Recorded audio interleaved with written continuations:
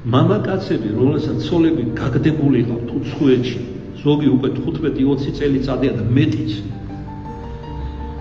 როგორ სულთმოლობენ და როგორ ამბობენ, რომ ისინი მამაკაცები არიან.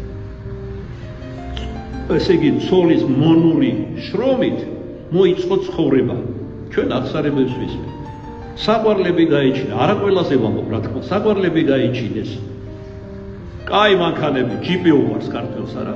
ღიპი დაიდო, ჯიპი შეიძინა. დიდი ბინები, სასახლეები, ერთი კი არა, რამდენიმე. როგორ იძინებს ესეთი ადამიანი? და სინდის როგორ არ უსმენს? და დედას მე ვიცი, აი ორი საიმაგალითი ჩვენი ბრალდები ეხვეწებოდა ქმარს და შვილებს, რომ დაბრუნება უნდა და ლანცხავდნენ და აგინებდნენ კიდეც. იმიტომ რომ თუ დედა დაბრუნდება, ამდენი ლოგიკური აზროვნების უნარი შერჩა. ესე იგი, შვილებს მატერიალურად გაუჭირდეთ. ამიტომ იქ უნდა იყოს. და მეღამი რეკავდა და ტიროდა. და დავიბარა ერთი მათგანი და სინდისე შევაგდე ნამუსზე.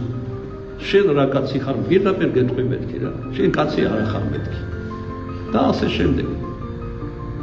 სხვათა შორის ის დედაკაცი როგორ ამბობთ ხოლმე, სვაბოდაზე გამოვიდა.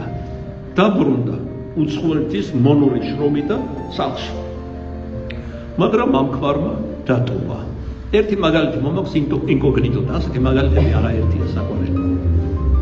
ნუ შვილები ვინ გაიზარდნენ, ტაცებლები, ნარკომანები, არა ყველა, მაგრამ საგრძნობი ნაწილი.